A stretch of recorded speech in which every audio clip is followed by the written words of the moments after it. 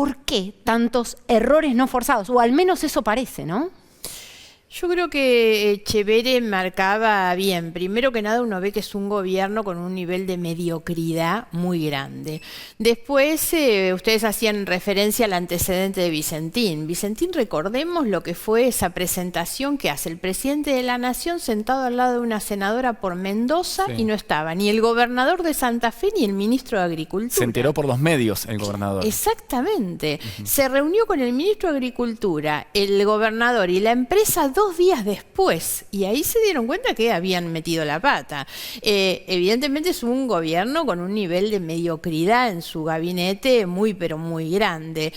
No es, digamos, no los exime de la responsabilidad porque sabían que iban a gobernar prácticamente desde el mes de julio o agosto, digamos, y por lo tanto debieron haber estado preparados. Pero el gabinete me da la impresión que no está a la altura, algo de eso creo que decía recién Echeverri. Y después que no se sabe a ciencia cierta quiénes son los que toman las decisiones, porque estamos hablando de decisiones centrales y no se sabe si el ministro de Agricultura sabía, si tomó parte de esa decisión, en muchas de las cosas, y bueno, y si vamos al tema de las vacunas, que es el otro tema del día, como ustedes decían, nada menos que la viceministra de Salud anuncia una cosa un día siguiente y al otro día tiene que cambiar lo que había hecho. Fue un papelón realmente, un papelón. Creo que con alguna benevolencia y tratándose de un tema tan grave y tan sensible como la vacuna, no le estamos haciendo al gobierno los reclamos que le tendríamos que estar haciendo, porque todo esto genera mucha incertidumbre, pone a la Argentina en una situación de baja credibilidad frente al mundo, ¿no? Y a los argentinos, porque estas cosas nos afectan mucho hacia adentro. Hoy no nos olvidemos el nivel de deterioro que la institucionalidad tiene, la baja confianza social en sus instituciones, porque esto termina afectando a todos. ¿Qué pasa cuando ese relato va en línea con la fundamentación de un avasallamiento o un avance hacia una de las instituciones más caras de una democracia republicana, que es la justicia? Yo diría, por un lado, el tema de la justicia tiene que ver con un objetivo claramente planteado en el gobierno y en particular en la persona de la vicepresidenta, que es la búsqueda de su impunidad, en realidad. Pero yo agregaría todo lo que estoy escuchando tan interesante de Santiago y de Sandra.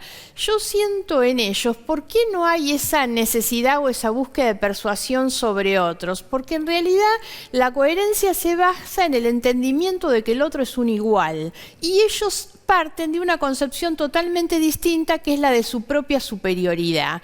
Ellos creen siempre que están por afuera de las normas, de las leyes, de las instituciones. Ellos están por sobre eso. Las leyes son para los demás, para que nosotros tengamos que ajustarnos a las leyes, a la justicia. Ellos están por sobre eso. Hay una idea de superioridad muy fuerte, claro, y me parece que eso es lo que ellos tiñen además con la cuestión de la ideologización, del prejuicio. Cuando nos preguntábamos por qué algunas cosas, muchas cosas tienen que ver con el prejuicio, su relación con el campo, su relación con el mundo científico, por ejemplo, con los partidos políticos tradicionales. Entonces, creo que son elementos que tenemos que poder mirar porque, insisto, no es simplemente una cuestión emocional o psicológica. Esto impacta sobre las instituciones y lo que está ocurriendo hoy con las instituciones de la Argentina impacta en una sociedad cada vez más empobrecida.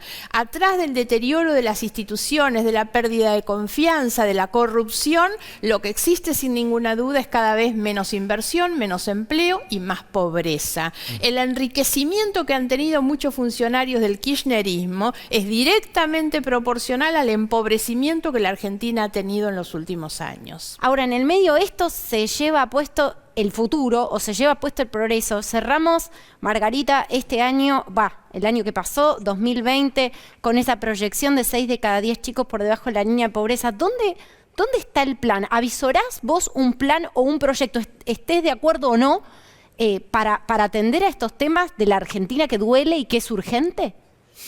Ahora estamos en el mes de enero y están poniendo en duda el inicio de las clases. Si hay algo que debería ser una prioridad para la Argentina, una prioridad de la agenda política y pública de la Argentina, es el regreso a las clases presenciales. El daño que se ha hecho a los niños, niñas y a los jóvenes durante todo el año pasado, aún reconociendo de qué manera los docentes resolvieron con la educación a distancia muchas cosas y se hicieron cargo con mucho esfuerzo, y los jóvenes también lo hicieron, pero es imposible seguir sosteniendo este estado de situación, que no existe además en ningún otro lugar del mundo. Si pensamos cómo construir un futuro distinto, cómo darle las herramientas y los insumos a los niños y a los jóvenes para enfrentar ese futuro, cómo generar empleo de calidad en un mundo, porque hoy todo el contexto global está discutiendo el futuro del trabajo y el mundo del trabajo, es la educación, sin ninguna duda. Entonces, ¿cómo aprovechar además lo que ha significado la tecnología, el avance, el acceso, digamos? Ahora, también tenemos que saber que en la Argentina seguimos teniendo docentes y alumnos, alumnas que siguen sin el acceso a una conexión, a una accesibilidad a los sistemas como se debería. Entonces, pienso que en esa idea de futuro lo central debería ser, yo creo que muchos de nosotros deberíamos ponernos esa camiseta e ir hacia adelante con esta idea que es la recuperación de la educación presencial, de la escuela presencial. Las condiciones de detención de Amadou Oudou no son precisamente una mortificación para el condenado, ¿no? Sí. Está viviendo en una mansión de lujo, en condiciones realmente de lujo, muy lejos de lo que debería ser, algo a lo que me refería antes, que es ese tratamiento de igualdad ante la ley, ¿no? Me parece que hay que tener en cuenta también estas cuestiones, porque atrás de todo esto, no nos olvidemos que antes de la solicitada, ahí está la mansión donde vive, antes de la solicitada hubo a fin de año una marcha, que era no solamente... Claro, Navidad sin presos políticos. Exactamente. Y creo que hay que leer todo esto, como ustedes decían, como una cuestión mucho más de fondo, que tiene que ver, obviamente, con las causas que involucran a Cristina Fernández. No se trata solamente de Amadou Oudou. Amadou Oudou ha sido tomado, obviamente, como una bandera, a él le sirve y a muchos le sirve. Otro de los firmantes es Debido también. Sí, claro. Que es otro de ellos. Yo no sé si a ustedes les parece, si me permiten, yo quisiera hacer una pequeña secuencia de lo que es la causa, digamos. A ver, para que me corrijas si no es así. ¿Fuiste la primera que en el Congreso levantó la mano y dijo, acá hay una fábrica de monedas y Boudou se está quedando con eso? Sí, en realidad, primer antecedente, Boudou siendo ministro de Economía hace constituir esa sociedad de Olfan a Van den Broele, que era un hombre que él desconocía su amistad y sin embargo él vivía en el departamento de Van den Broele y Van den Broele pagaba las expensas del DEL o algo por el estilo, digamos, y la todo muy regular, totalmente probada. Él y Núñez Carmona, que es el otro condenado también en la misma causa, arman esa sociedad de Olfan que consigue un contrato extrañísimo con la provincia de Formosa, de Gildo Infran, para hacer nada menos que la renegociación de la deuda de la provincia de Formosa con el Ministerio de Economía de Amadou Oudou.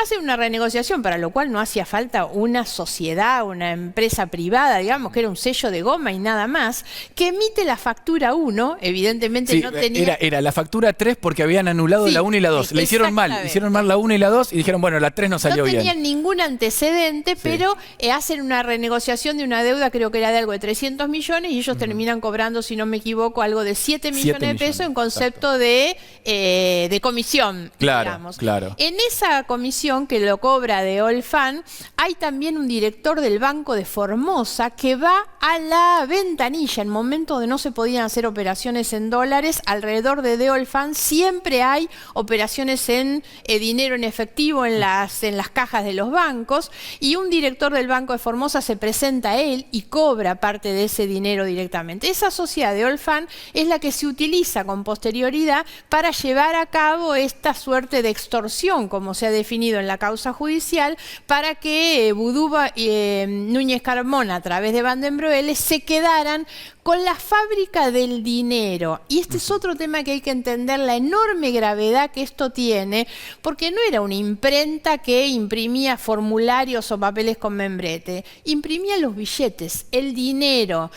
Sumado a esto, lo que muestra la causa Chicón desde un comienzo es el entramado de relaciones mafiosas y corruptas como parte de un sistema instalado del que participaban muchas estructuras del gobierno. Era el Banco Central, era la Casa de la Moneda, era el Ministerio de Economía, era la FIP, era Defensa de la Competencia, una cantidad de funcionarios y de organismos involucrados, y eso es lo que a mí me despertó la primera luz de alarma, cuando la Casa de la Moneda decide no imprimir y decir que no pueden imprimir y van a contratar. Claro. Ahora, Margarita, además también fallaron, y vamos a decir fallaron porque por no pensar o al menos poner entre signos de pregunta alguna idea de connivencia, esto salta también por testimonios particulares, Claro. gente que con valentía, Laura Muñoz, por ejemplo, se anima a denunciar en un contexto totalmente adverso, ¿no? También hay que decirlo, no es que salta por un mecanismo de control del Estado, ¿no? Exactamente. Yo tengo muy presente, si no me equivoco, principios de febrero, era el primer programa de La Nata en Radio Mitre, y él hace una entrevista conmigo y una entrevista con Laura Muñoz, donde, cuando todavía este tema no estaba en ningún lugar, y ahí Laura Muñoz dice, Van den Broel es el testaferro de Amado Vudú, ¿no? Entonces, creo que todo ese circuito, porque recordemos también que la imprenta termina consiguiendo nada menos que imprimir las boletas del Frente para la Victoria en la elección en la que participaba Vudú, y después consiguen también un negocio millonario para los billetes, por supuesto. Como que detrás de esto quizás hay un esfuerzo por anestesiar, y con esto me refiero a, si pasa Vudú, con tantas confirmaciones por parte de la justicia, porque aquí no estamos discutiendo una preventiva, no, acá estamos discutiendo un condenado, digamos, la situación de una persona condenada. Triple condena, triple Sí. instancia, tiene esta condena de la Corte, ¿no? Exactamente, una triple condena. Ahora, como si la intención fuera anestesiar, bueno, vayamos con el caso más grave o más obvio y después avanzamos. ¿Coincide en esta apreciación? Y es posible que así sea, ¿no? Tiene, por eso digo, un enorme valor simbólico el tema vudú. A mí me llama la atención la marcha, como decía, de fin de año, la solicitada. La gente que acompaña hoy a vudú, yo digo, son los sinvergüenza. Porque sinceramente acompañar a un delincuente como todo el mundo sabe que lo es, como la justicia ha dicho en esa triple condena que lo es no tener vergüenza de nada. Es casi como un acto de provocación, que es decir, sí, lo banco y qué. Y tiene que ver también con algo que marcaba antes, esa idea de la superioridad que ellos tienen, ¿no? Llegar a bancar a vudú, que ha sido triplemente condenado, es muy, pero muy grave, ¿no?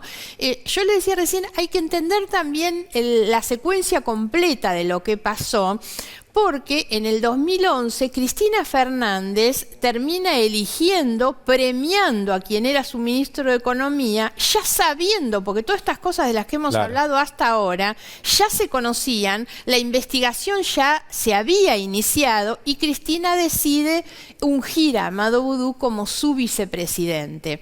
Y esto voy un poco a la pregunta, Carlos, que vos te hacías. El negocio de los billetes era un negocio de Néstor, pensado por Néstor. En realidad el kirchnerismo construyó durante sus gobiernos lo que yo le he llamado un modelo de poder, que tiene varios pilares. Dentro de esos pilares está la obra pública, está el juego, está el petróleo, están los medios de comunicación, estaba la efedrina en su momento, y otro de los pilares de construcción de ese modelo de poder termina siendo en la cabeza de Néstor Kirchner quedarse nada menos que con la fabriquita de los billetes.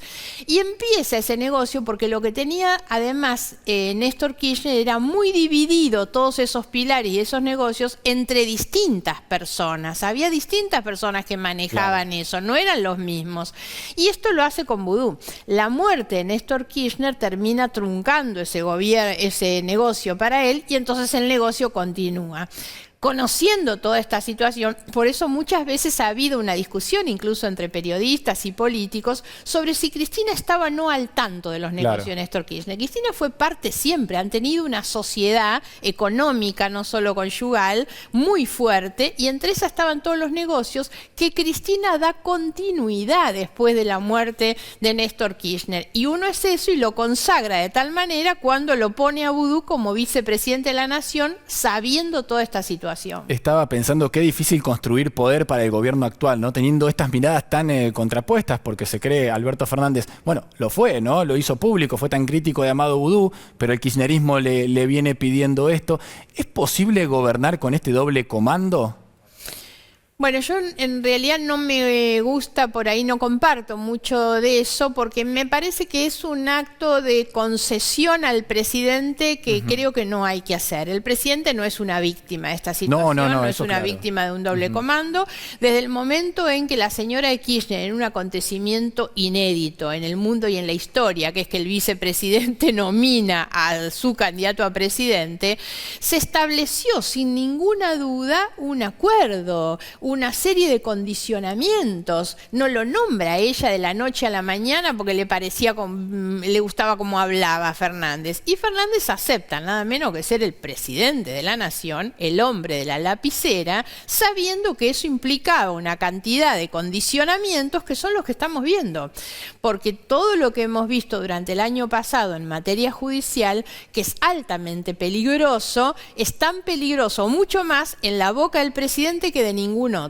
Los otros hasta pueden ser descalificados, cuestionados. Ahora, el presidente es el que ha dicho públicamente, ha afirmado de su puño y letra la existencia de causas armadas para perseguir opositores. Que el presidente de la Nación diga eso es un acto de presión sobre la justicia tremendo, tremendo, un atentado contra la independencia de la justicia, muy, muy grave. Y esto lo ha hecho el presidente. Cuando el presidente manda el proyecto de la reforma judicial, que en definitiva la reforma, la propia Cristina Fernández dijo no es la reforma que nosotros queremos, porque era una creación de cargos y no otra cosa, pero en los considerandos de ese proyecto el presidente habla de las causas armadas para perseguir. Y tengamos claro, porque eso es lo que repite la solicitada, no hay causas armadas, no hay presos políticos, lo que hay son investigaciones judiciales de crímenes, delitos muy graves de corrupción que se cometieron por parte de funcionarios del kirchnerismo. Ahora, también, Margarita, porque en todo el entramado que es la coalición de gobierno, también han hecho concesiones otros ultracríticos. Sergio Massa, gobernadores. ¿Cuál es la responsabilidad que les cabería a ellos, ¿no? Que son parte del entramado del poder de gobierno? Bueno, pero es que esos corren en el mismo lugar en el que yo decía Alberto Fernández. Formar parte de una coalición de gobierno, formar parte del poder como forman parte, implica la aceptación de condicionantes entre los que estaban, me callo la boca y cambio las cosas que dije durante mucho tiempo. Es la aceptación, que esos son los problemas, además de la grave crisis moral que la Argentina tiene, cuando se puede cambiar la historia de esta manera, porque esto es lo que me permite acomodarme dentro de la estructura de poder, ¿no?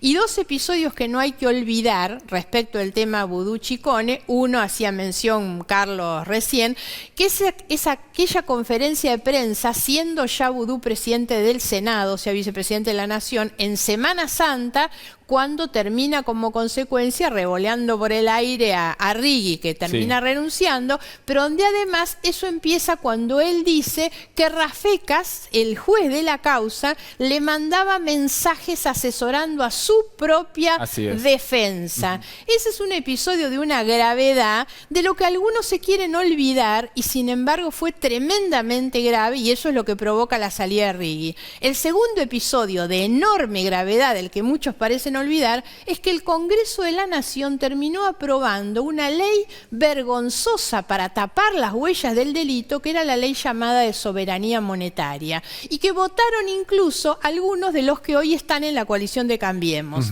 y votaron sin embargo esa ley. Vergonzosa, vergonzosa, una ley del Congreso, y recordemos que esa ley, que lo que determinaba era la expropiación de la Chicone, terminó en la nada. Nadie fue a cobrar nunca esa expropiación, ¿no? Nos tenemos que ir al informe de Carolina, pero no quiero dejar de preguntarte en pocos segundos nada más. Imagino que vas a jugar en política este año, si va a ser cerca de La Baña, de Juntos por el Cambio, el partido GEN, ¿hacia dónde va en estas Con elecciones seguridad La legislativas? Baña no. La Baña no. No, por supuesto. Pero nosotros somos un partido que lo que queremos, por supuesto, es formar parte de la discusión de la Argentina. No nos da lo mismo que frente a este gobierno del que nosotros somos muy críticos, no se conforme realmente un proyecto de país a futuro. A mí me preocupa mucho el futuro de la Argentina. Yo decía, hay que hacerse cargo de todas estas cosas que hemos hablado recién, la recuperación de la palabra, la honestidad como parte de la gestión, la educación pensando en el futuro.